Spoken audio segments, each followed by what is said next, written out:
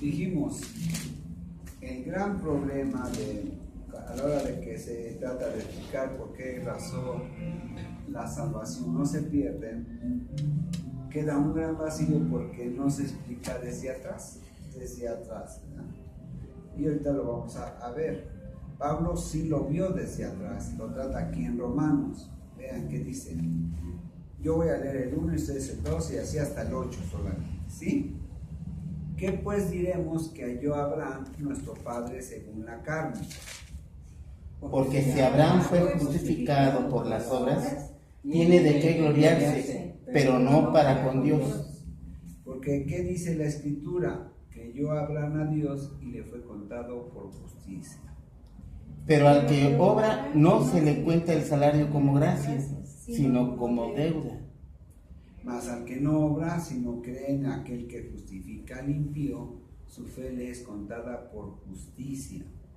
Como también David habla de la bienaventuranza del hombre, a quien Dios atribuye justicia sin obras, diciendo: bienaventurados aquellos cuyas iniquidades son perdonadas y cuyos pecados son cubiertos. ¿Juntos? Bienaventurado el varón a quien el Señor no inculpa de pecado. Bien, dice que ya en profecía, guiado por el Espíritu Santo, David dice: bienaventurados aquellos cuyas iniquidades son perdonadas y cuyos pecados son cubiertos. Bienaventurado el varón a quien el Señor no inculpa de pecado, es decir, que no toma en cuenta el pecado. Porque no hay hombre que no peque, dice Salomón, ¿verdad? De modo que dice que la bienaventuranza es para aquellos cuyas iniquidades, es decir, maldades más grandes que la maldad, son perdonados y cuyos pecados son cubiertos. ¿Cubiertos por quién? Nosotros sabemos que por nuestro Señor Jesús. Vamos a orar, Padre, en esta tarde, que sea su Espíritu Santo, Señor, guiando a toda verdad y toda justicia, para que comprendamos, Señor, la verdad acerca de que si se pierde o no la salvación. Y sabemos que no se pierde, pero tenemos que explicar por qué razón no se pierde. Y todo esto, Señor, es para gloria y honra de usted, en el precioso nombre de nuestro Señor Jesucristo. Lo pedimos todo. Amén. Vamos a sentarnos.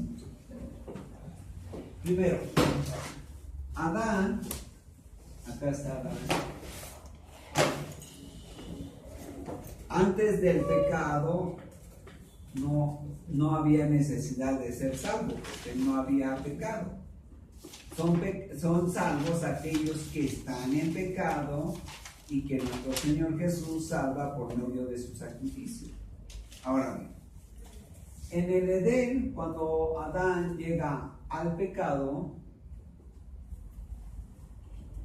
inmediatamente Dios actúa, ¿verdad?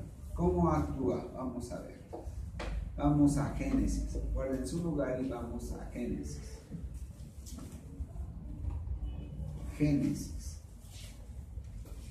Génesis 3. Génesis 3:6 dice: y vio la mujer que el árbol era bueno para comer y que era agradable a los ojos y árbol codiciable para alcanzar la sabiduría. Y tomó de su fruto y comió, y dio también a su marido, al cual también comió, así como ella. Es decir, ahora participan los dos del pecado de desobediencia. Vean el versículo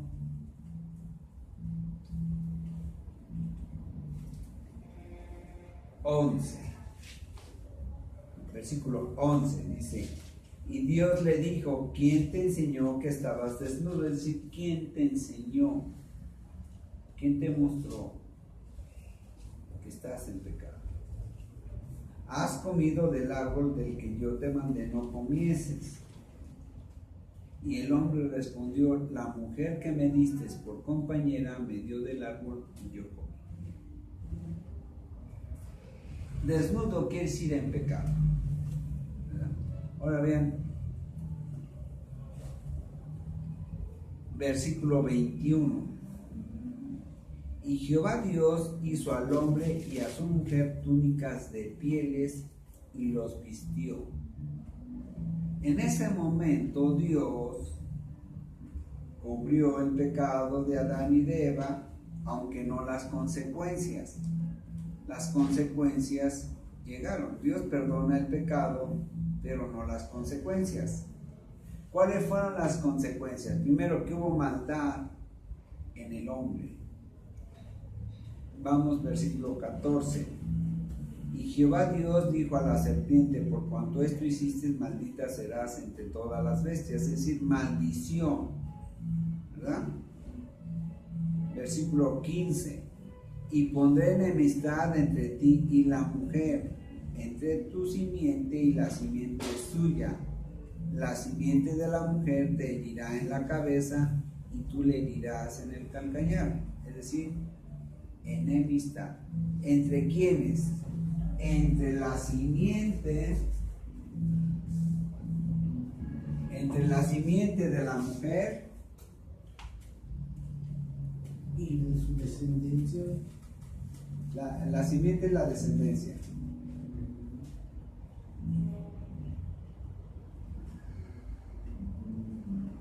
La simiente de la mujer contra la simiente del diablo, de las serpientes. Es decir, descendencia de la serpiente. ¿Sí? Y su descendencia. Ahora, esa mujer es el pueblo de Dios. El pueblo de Dios, el pueblo judío. Sí. Y la simiente de ese pueblo es Jesús. Miren, guarden su lugar. Vamos a regresar a Génesis. Pero vamos a Gálatas.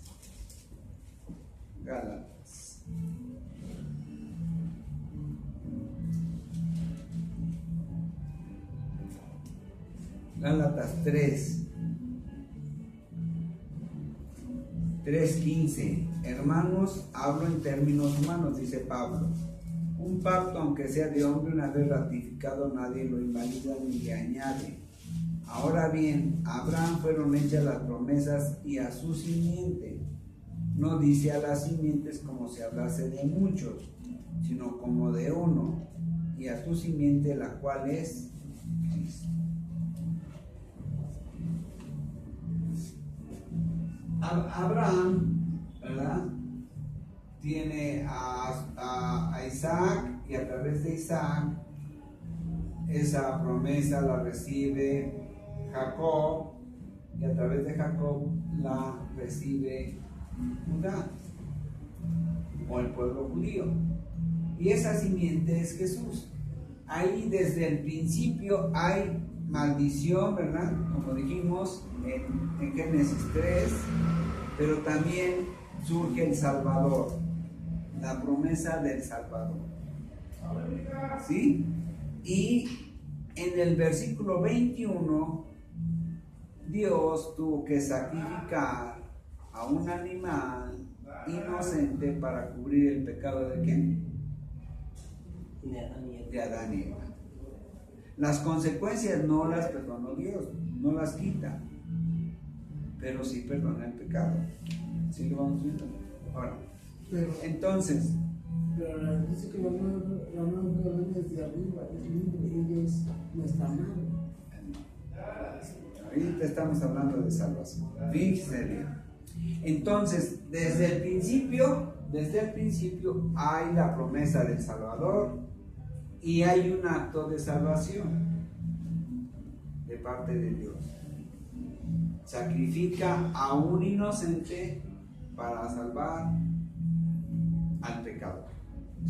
Vamos a Primera de Pedro. Ese animal era la sombra de lo que había de venir con Jesús. Primera de Pedro. Primera de Pedro 3, 17. Desde el 18 dice: porque también Cristo padeció una sola vez por los pecados, el justo por los injustos, el inocente por los injustos, por los pecadores. ¿Ya lo vemos? Bien. Ahora vamos a regresar a Génesis. Entonces, desde el principio hay pecado, ¿ya? En el principio del pecado, Dios pone una promesa de un Salvador, pero inmediatamente, ¿qué? Hace la muestra de que hay una salvación por medio de derramamiento de sangre. Porque para hacer las túnicas de pieles, tanto a Adán como a Eva, tuvo que sacrificar a un animal. Es decir, un derramamiento de sangre. ¿Sí? ¿Ya lo vamos viendo? Ahora bien.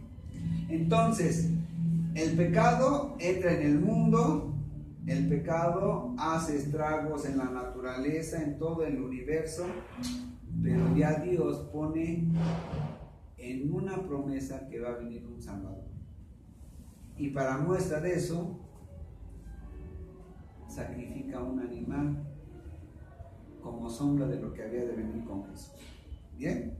Ahora. Entonces, ya hay un prototipo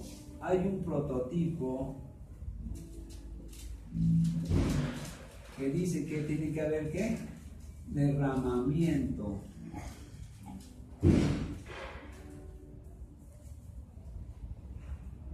de sangre para cubrir ¿qué? Cubrir el pecado. Cubrir los pecados. Ahora, ¿qué pasa con nuestro Señor Jesús? Nuestro Señor Jesús llega hace 2000 años y en la cruz hace manifiesto esta salvación prometida por Dios. Desde el momento de Adán,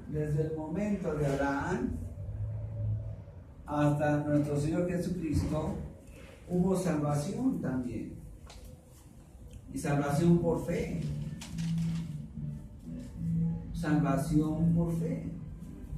Dice: el alma que pecare esa morirá, mas el justo por su fe vivirá. Entonces, el pecado desde Adán existe y la salvación también. Y la salvación también es por fe. Cuando se hace manifiesto la promesa de Dios, ¿verdad? La promesa de Dios.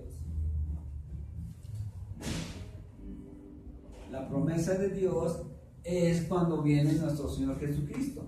Se hace manifiesto, es decir, se ve. Pero ya había salvación. Ya había salvación. ¿Cómo sabemos que había salvación? Cuando nuestro Señor Jesús se transfigura, se ve a Elías y se ve a Moisés. ¿Ellos dos pecaron en su vida? Sí. No solamente por causa del pecado que traían de Adán, ¿verdad? Sino por los propios pecados de ellos mismos. Tanto Moisés como Elías. Pero también dice que venían ¿de dónde? Del cielo. Por lo tanto, ellos son salvos. Entonces, ¿hay salvación desde cuándo? Desde el mismo día en que hubo pecado. Ahora, nuestro Señor Jesús en la cruz, de una manera escatológica,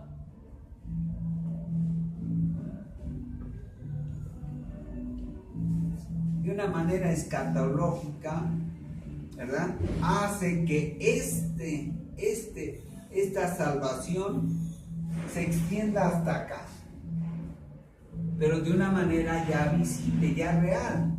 ¿Por qué? Porque todos los salvos de aquí, todos los salvos desde Adán hasta un día o una hora antes de que nuestro Señor Jesús llegue a la cruz, todos van los salvos van al seno de Abraham.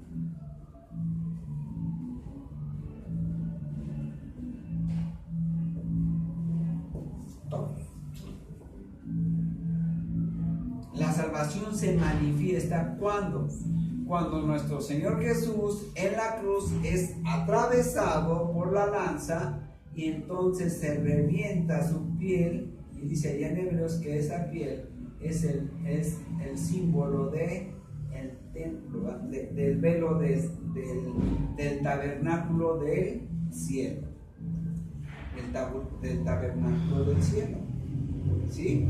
Entonces, cuando nuestro Señor Jesucristo llega a la cruz y es atravesado, entonces la salvación ya se hace patente, porque ahora estos salvos ya pueden entrar a la presencia de Dios. Este es el tabernáculo.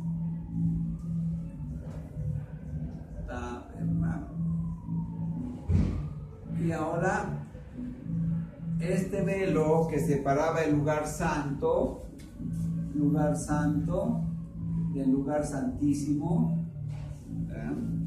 se rompe de piso a techo, como esto estaba cerrado, se rompe y se abre, y ahora ya puede entrar el hombre a la presencia de Dios. Aquí está Dios y el hombre, todos estos salvos pueden entrar a la presencia de Dios. Había salvación desde el principio, pero todo tenía que ser por fe, ¿sí? Bien, ahora, el problema está aquí en entender esto, que nuestro Señor Jesús viaja, diríamos, en el tiempo, ¿verdad?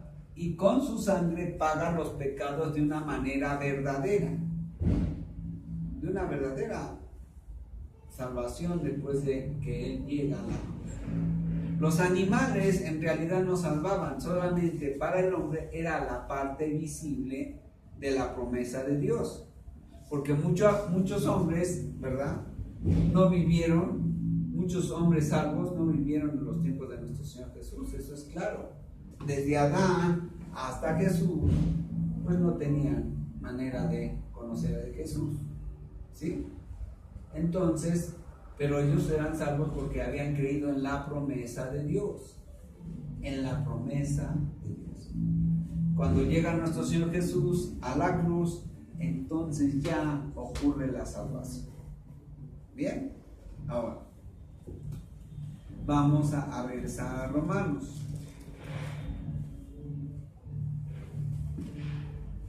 Vamos a regresar a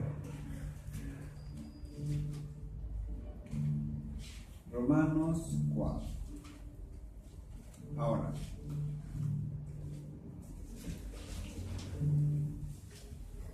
Pablo pone un ejemplo de alguien que vivió, ¿verdad?, muchísimos siglos antes que nuestro Señor Jesús, pero que entendemos y sabemos a través de la Biblia que es salvo.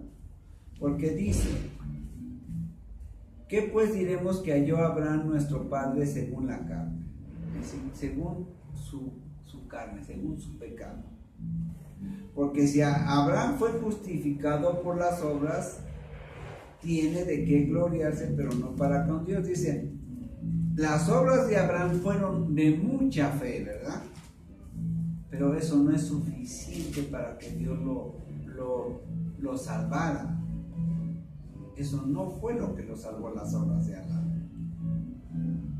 Porque ¿qué dice la Escritura? Creyó Abraham a Dios y le fue contado por justicia. Es decir, creer que es sinónimo de fe.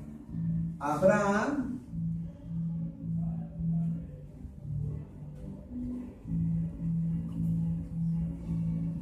su fe le fue contada por justicia. ¿Qué es justicia? Justicia quiere decir que Dios le consideró que había cumplido toda la ley. Y ese acto se llama justificación. Abraham, su fe le fue contada por justicia, es decir, como si hubiera cumplido toda la ley. No dice que sus obras le fueron contadas por justicia, sino que su fe le fue contada por justicia. Es decir, para Dios, como él tuvo fe en Dios, le creyó todo lo que Dios le dijo, tan le creyó que cuando Dios le dijo, ¿verdad? Ve y sacrifica a tu hijo, Abraham lo iba a sacrificar. No lo hizo porque Dios lo detuvo, pero Abraham le creyó. ¿Qué le creyó? Vamos a Hebreos 11. Hebreos 11.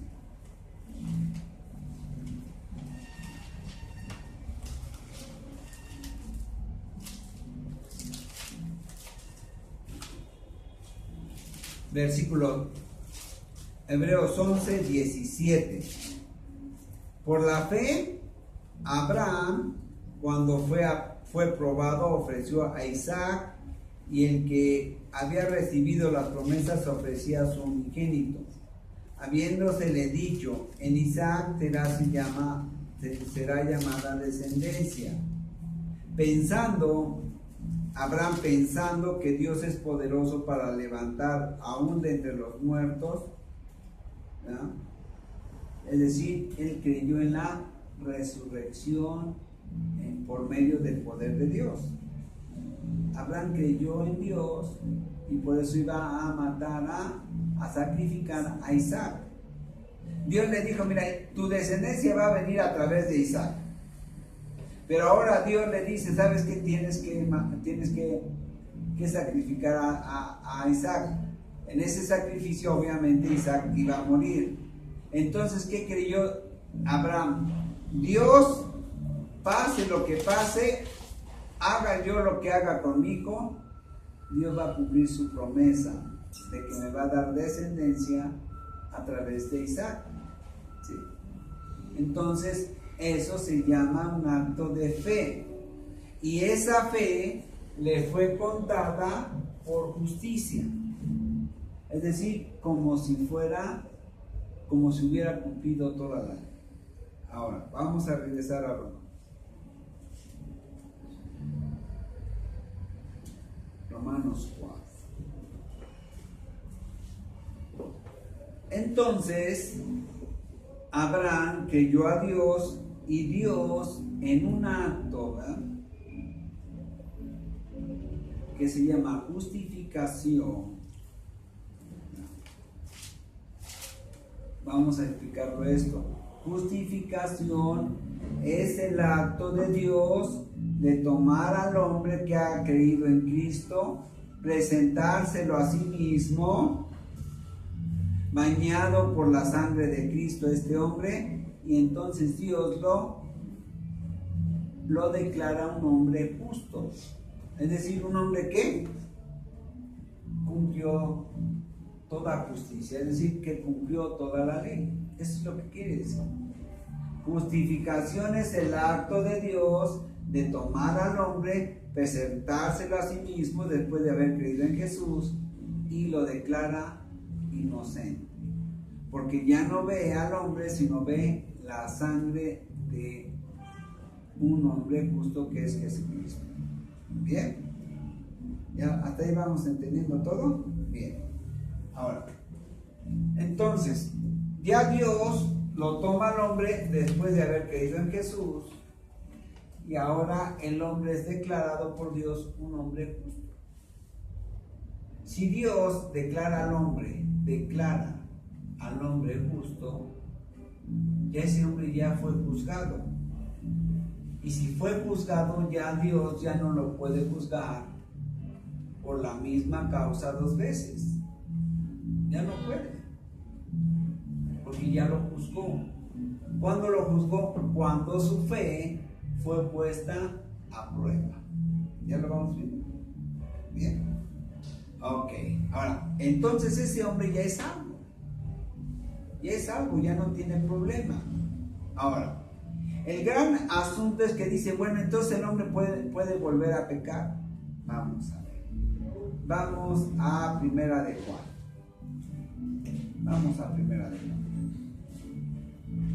Esta carta de Juan nos dice y nos habla acerca del hombre, ¿verdad?, que siendo salvo sigue pecando. Sigue pecando. ¿Por qué seguimos pecando? Porque no cumplimos la ley. Porque no cumplimos la ley. Es decir, yo sigo en este mundo, pero ya para Dios ya estoy en el cielo. De tal manera que mi carne, ¿verdad?, aquí ya murió para el pecado. Ya el pecado como tal ya no lo llevamos a cabo nosotros.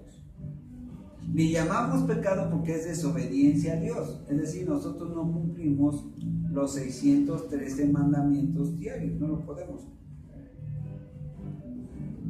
Pero ya el pecado fue perdonado. Tanto el pecado para atrás como el pecado presente y el pecado futuro. Ya todo fue pagado por Jesús. Ya fue pagado por nuestro Señor Jesús. Ahora vean qué dice. Versículo 5. Este es el mensaje que hemos oído de Él, es decir, de Jesús. Y os lo anunciamos. Dios es luz y no hay ninguna tinieblas en Él. Es decir, Dios es luz, es santidad y no hay pecado en Él. Si decimos que tenemos comunión con Dios y andamos en pecados, mentimos y no practicamos la verdad. ¿Qué libro es ese, perdón? Primera de Juan 1:6. Luego 3. No, Primera de Juan 1:6. Si decimos que tenemos comunión con Dios y andamos en tinieblas, es decir, andamos en pecado,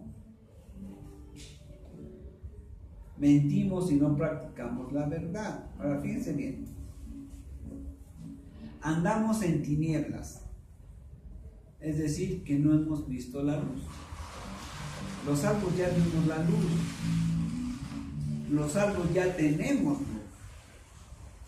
Aquí está hablando, dice, si decimos que tenemos comunión con Dios, pero no hemos visto la luz de Jesús, entonces mentimos y no practicamos la verdad. Es decir, no practicamos la fidelidad. ¿Qué es esto? Fíjense bien. Está hablando de hombres que ya murieron para el pecado. Que ya murieron para el pecado. Y que ya no tenemos nada que ver con el pecado. Es lo que está diciendo. No está hablando en nuestra forma terrenal, se está hablando en el sentido espiritual. Así en el sentido espiritual. Dice, pero si andamos en luz como Él está en luz, y nada más podemos estar en luz cuando somos salvos. Tenemos comunión unos con otros, es decir, nos identificamos con los de luz, ¿verdad?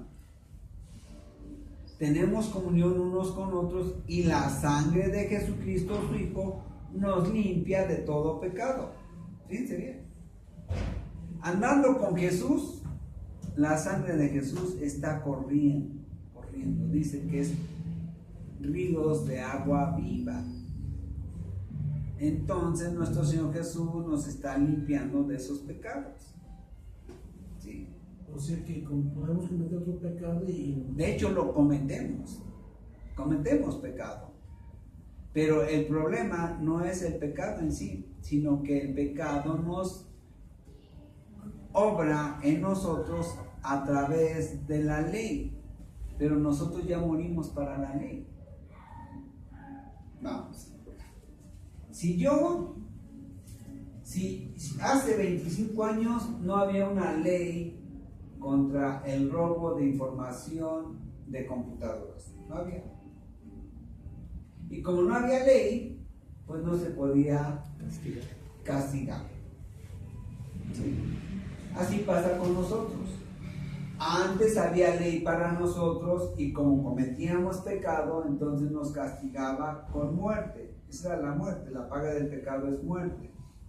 Pero ahora como ya morimos para la ley, es decir, la ley ya no actúa para nosotros, porque ya morimos para el pecado, pero también morimos para la ley, entonces la ley ya no actúa sobre nosotros.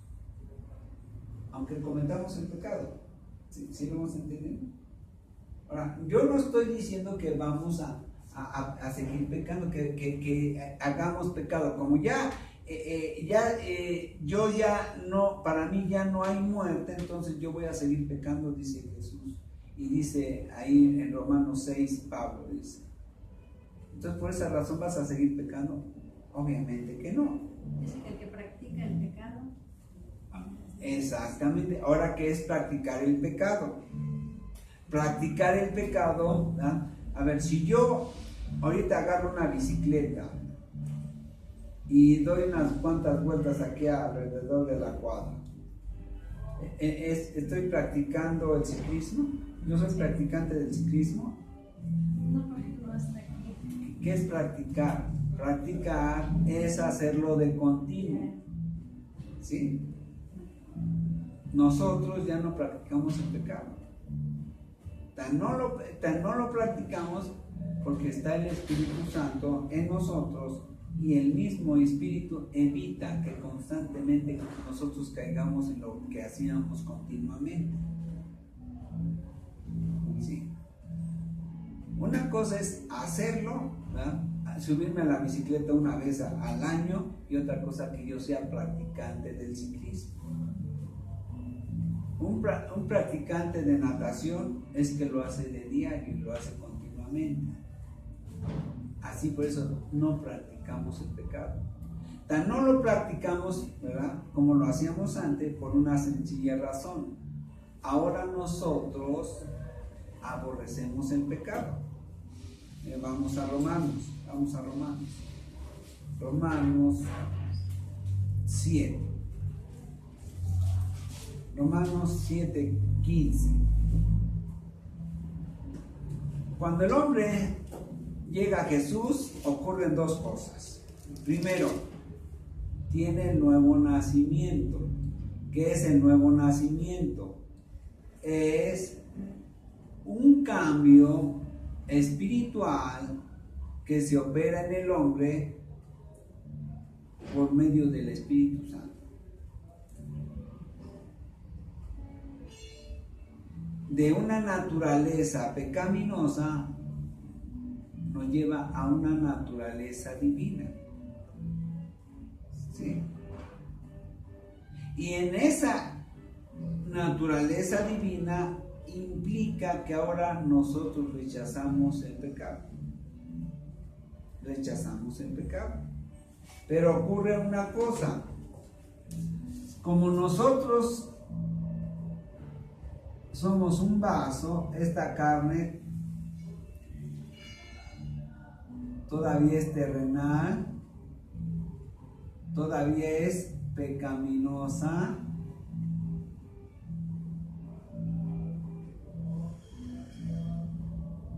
Ahora se opone a nuestro espíritu que quiere obedecer a Dios. Nuestro espíritu, el nuevo nacimiento es eso. Le da vida a nuestro espíritu, el Espíritu Santo, por medio de la sangre de Cristo, y ahora nosotros ya no deseamos pecar. Pero nuestra carne sí quiere pecar. Pero nuestro espíritu se opone. Porque ahora ese espíritu tiene una comunión con Dios. Y está aprendiendo del Espíritu Santo. Ese espíritu de nosotros se opone. Y pasa lo que dice en el capítulo 7 de Romanos, versículo 15. Porque lo que hago, dice la carne, no lo entiendo. Pues no hago lo que quiero, sino lo que aborrezco, eso hago. Dice el Espíritu aquí. No entiendo lo que hago. Porque yo quiero hacer el bien. Es decir, obedecer a Dios, no pecar, pero sin embargo lo hago. Pero ¿quién lo hace? ¿Quién lo hace en mí? Todas las obras que yo hago, ¿a través de qué las hago yo? A través de mi cuerpo. A través de mi cuerpo. ¿Y mi cuerpo qué es? La carne.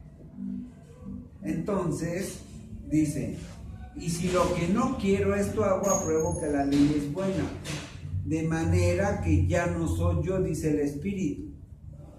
Ya no soy yo quien hace aquello, sino el pecado que mora en mi carne. El pecado que mora en mi carne.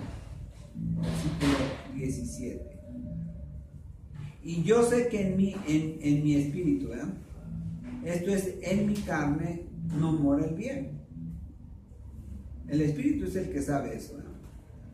En mi carne no mora el bien. Porque el querer el bien está en mi espíritu, pero no está en el hacerlo, porque el que hace las obras, ¿quién es? Mi cuerpo, mi carne. ¿Sí lo vamos entendiendo? Sí. Porque no hago el bien que quiero como espíritu, sino el mal que no quiero, eso hago, lo hace mi carne. Y si hago lo que no quiero, ya no lo hago yo, sino el espíritu que mora, sino el pecado que mora en mi carne. En mi carne. Así que queriendo yo hacer el bien, dice el Espíritu, hallo esta ley, que el mal está en mí, en mi carne, porque según el hombre interior, que soy yo el que está hablando, me deleito en la ley de Dios, es decir, en mi espíritu, ¿no? Porque según mi espíritu me deleito en la ley de Dios. Pero veo otra ley en mis miembros, en mis manos, ¿no?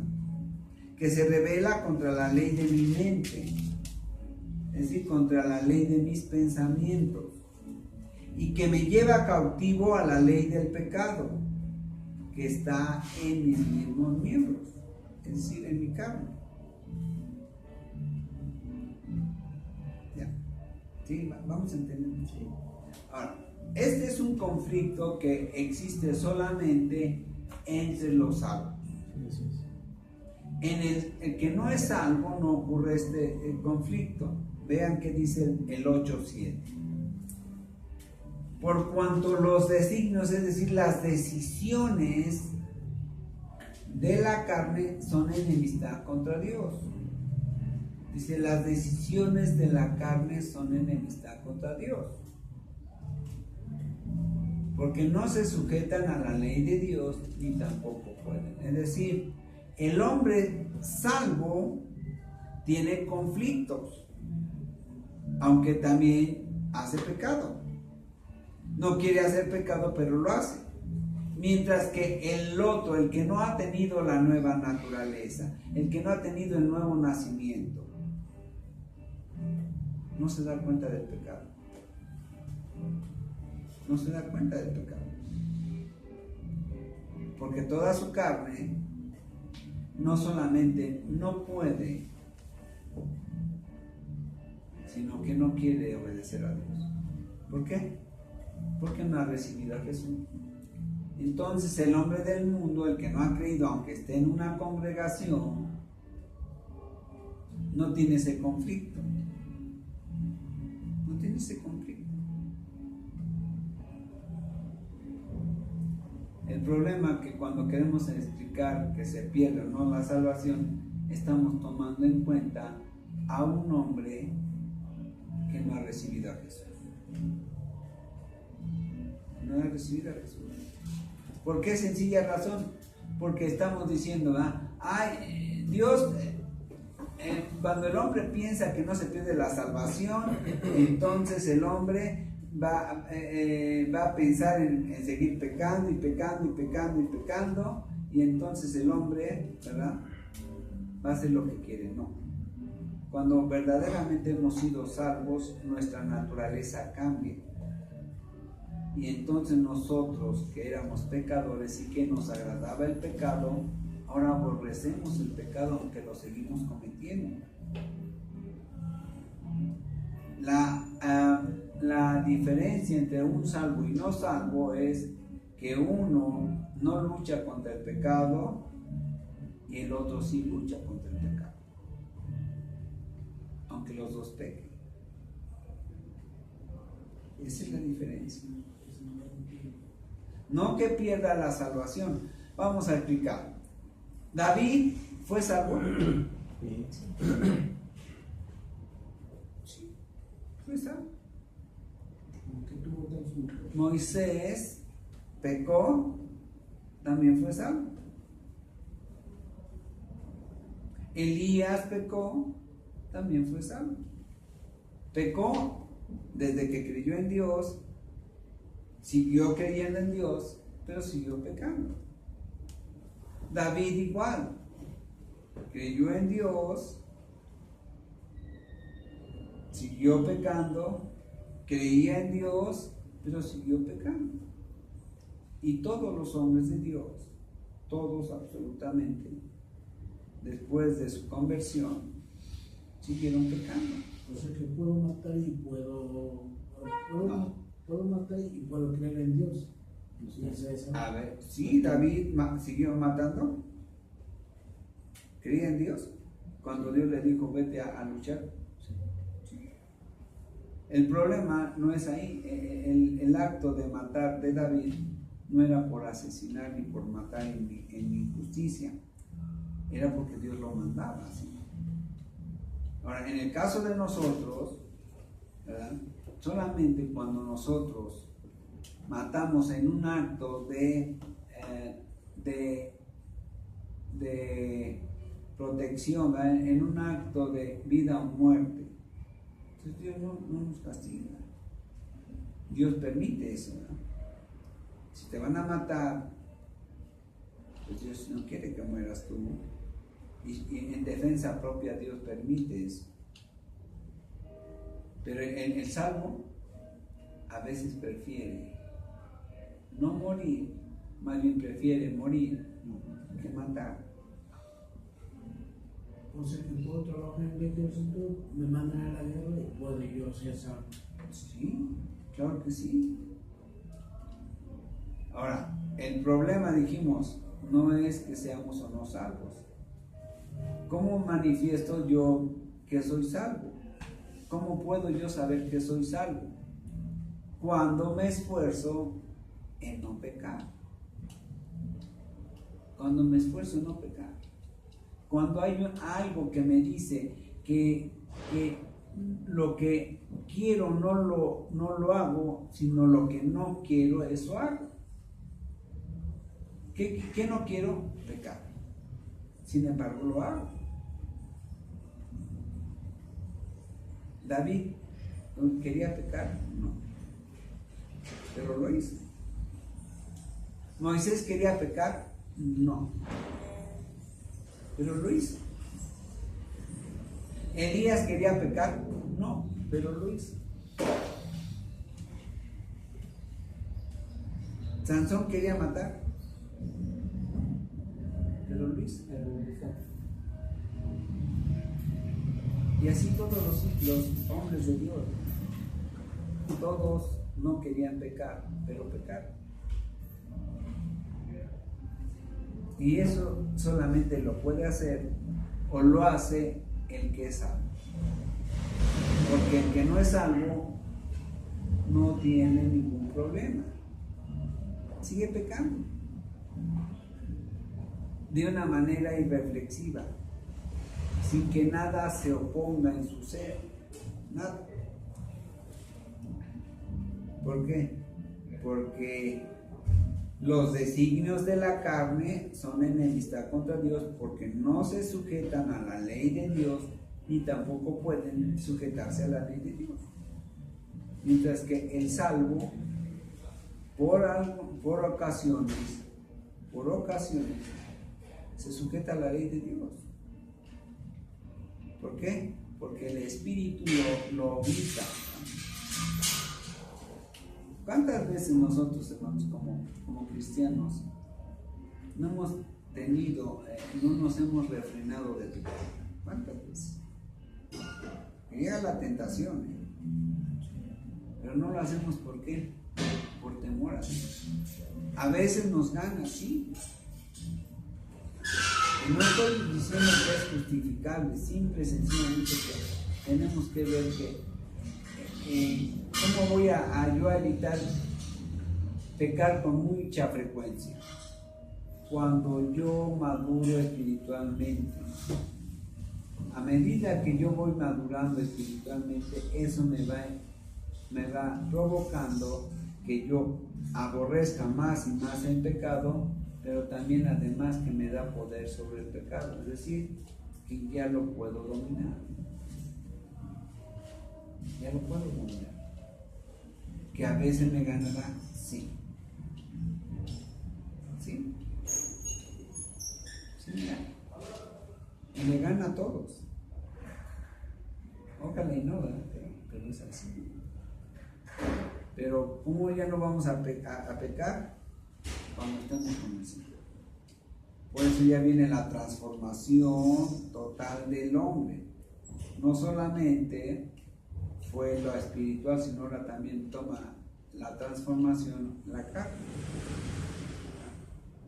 La carne se transforma de una manera que ya el hombre ya no va a querer pecar, ni va a poder pecar, ni siquiera va a estar en el pecado, ¿no? Ya, de una manera natural va a hacer lo que Dios manda. Vamos a 2 de Corintios.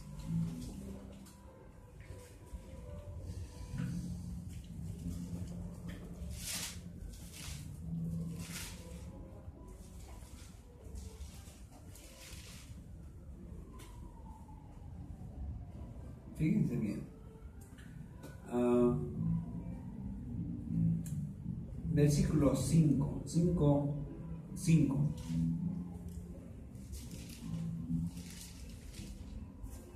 Segunda de Corintios 5:5.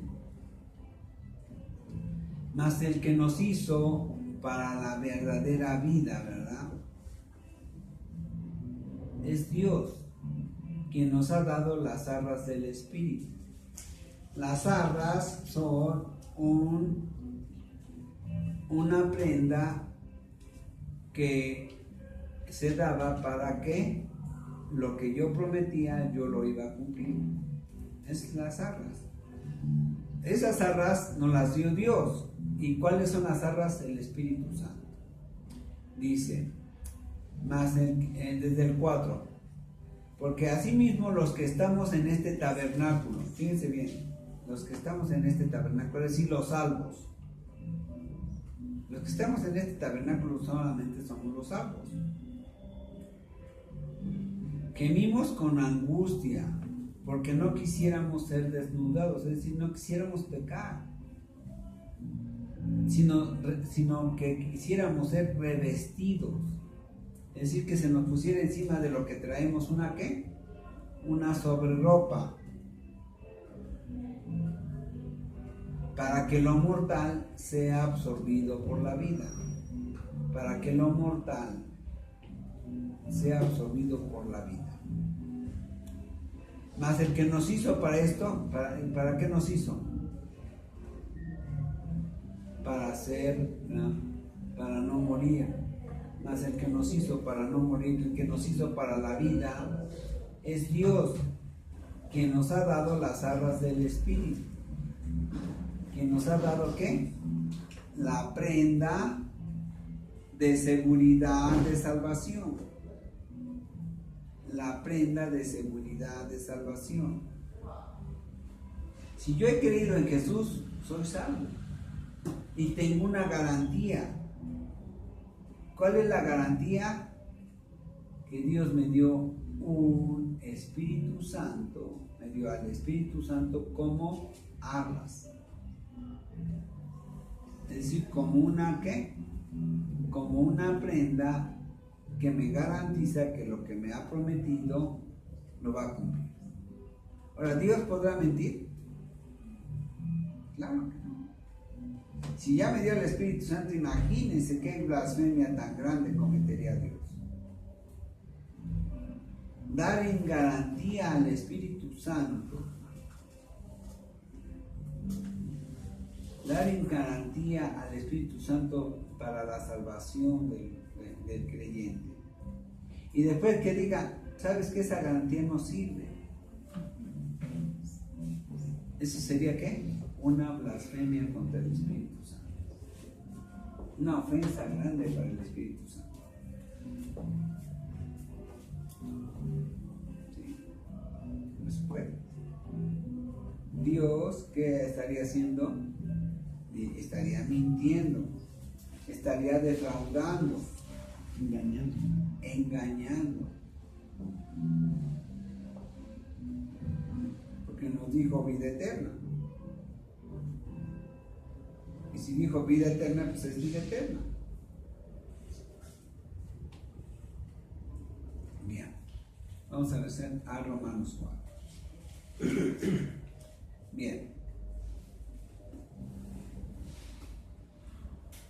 Ahora vamos con otro asunto. Versículo 3, Romanos 4:3. Porque ¿qué dice la Escritura? Creyó Abraham a Dios, es decir, tuvo fe en Dios y le fue contado por justicia. Le fue contado por justicia. Pero al que obra no se le cuenta el salario como gracia. Dice, al que obra, al que hace las obras, no se le cuenta el salario como gracia, sino como deuda. Dice, si fuera la salvación por obras, la gracia de Dios es la salvación. Dice, si la salvación fuera por obras, entonces no sería una gracia. Lo que sería, ¿qué? Una deuda. Dios estaría obligado a pagarle al hombre su salvación. Pero sabemos que la salvación es ¿qué? Es gracia. Y gracia quiere decir regalo. Regalo inmerecido. Pero al que obra no se le cuenta el salario como gracia. Dice, lo que se le da no se le cuenta como gracia. Es como yo le digo, a ver, al hermano Enrique, váyame a trabajar a mi casa una semana. Y entonces cuando termina la semana yo le doy 1,000 pesos, le digo, hermano, ese es un regalo. Y yo le digo, hermano Enrique, esto no es un regalo, es el pago de mi trabajo. Sí, gracias que hice regalo y me merecía, ¿no? Entonces usted diría, no, eso no es un regalo, eso sería un pago por lo que yo hice. Igual dice aquí Dios, ¿verdad? Dice que si la salvación fuera por obras, en primera ya no sería una gracia, es decir, ya no sería un regalo. ¿Sería qué? Un pago. Un pago. ¿Verdad? Versículo 4. Pero al que obra no se le cuenta el salario como gracia, sino como deuda.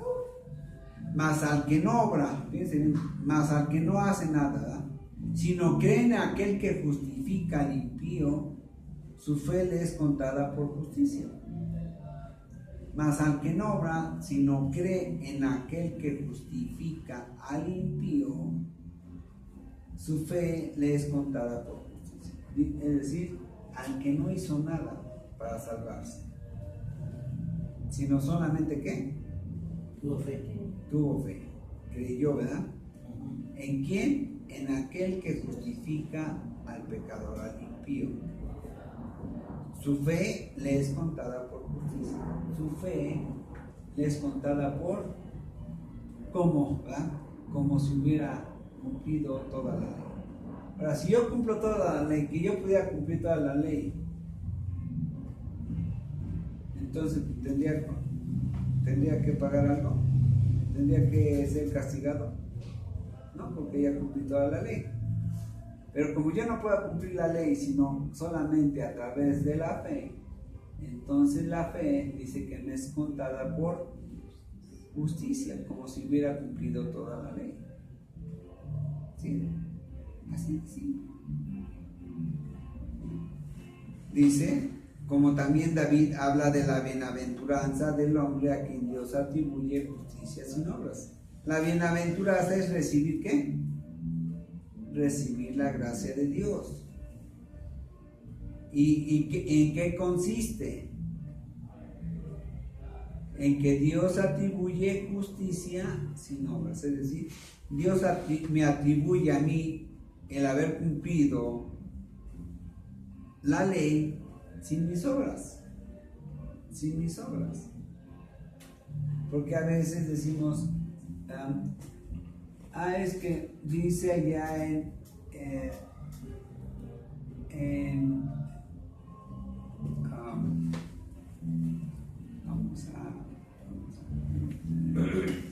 dice en Santiago, ¿verdad? Que una ley, que una fe sin obras es una fe muerta. Ahí está hablando de otro tipo de fe, no está hablando de la fe salvadora, ahí está hablando de una fe general. Eso es otra cosa, es otra cosa, después vamos a ver eso. Pero al que obra no se le cuenta el salario como gracia, sino como deuda. Mas al que no obra, sino cree en Dios, que es el que justifica al impío, su fe le es contada por justicia. Como también David habla de la bienaventuranza del hombre a quien Dios atribuye justicia sin obras. ¿Cómo podría yo atribuirle? Fíjense bien. Yo le digo al hermano, usted tiene que cumplir la ley. Dios le dice a uno, tienes que cumplir la ley. Y todo lo que no hace el hombre, pues es injusticia. Es injusticia. Porque no cumplir la ley es injusticia.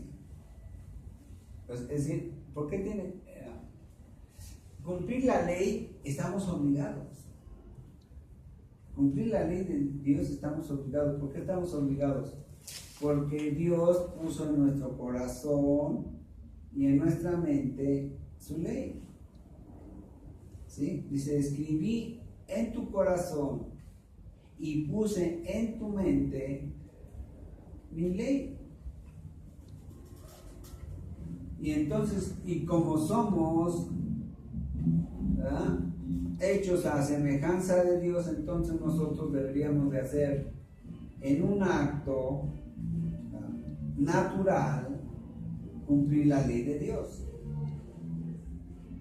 En un acto natural deberíamos de cumplir la ley de Dios. Pero como no la cumplimos, entonces eso es una injusticia. ¿Sí se dan cuenta? ¿Quién? Adán de una manera natural obedecía a Dios. Dios no le tenía que decir nada. Él lo hacía de una manera natural. Porque fue hecho ¿qué? A imagen y semejanza de Dios. Al hacerlo a la imagen y semejanza de Dios, entonces actuaba semejante a Dios, con justicia. Y no hacer lo que Dios manda es un acto de injusticia. ¿Sí? Hacer algo que a lo que estamos obligados es un acto de injusticia. Por eso dice aquí, como también David habla de la bienaventuranza del hombre a quien Dios atribuye justicia sin obras. Es decir, Dios, tú tienes que cumplir la ley, porque eso es tu obligación, eso es lo justo. Pero entonces el hermano Enrique no la cumple. Pero sin embargo le Dios le dice, tú eres justo. Pero Enrique nunca hizo nada de lo que mandó Dios. Entonces, ¿cómo es que Dios le atribuye eso? Solamente a través de un regalo inmerecido.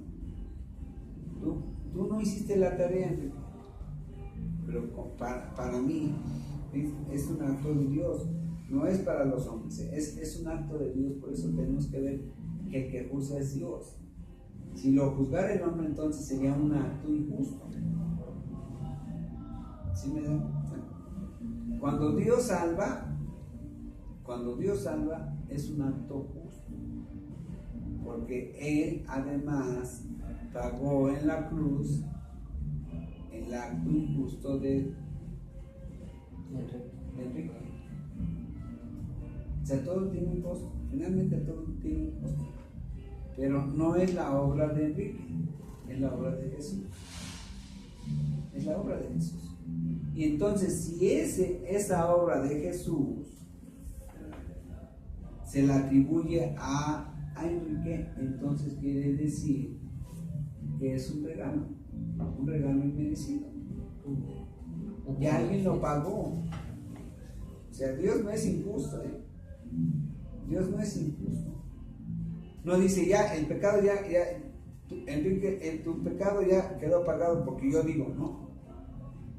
Dice que ya el pecado ya no lo cobra porque otro ya lo paga.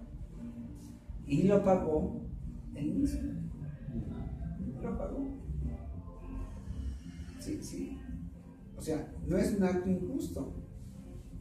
Ya se pagó. No fue un acto de saltarse la ley, ¿no? El que cumplió la ley nos regala su justicia. Él dice, ¿sabes qué? Tú no puedes pagarlo.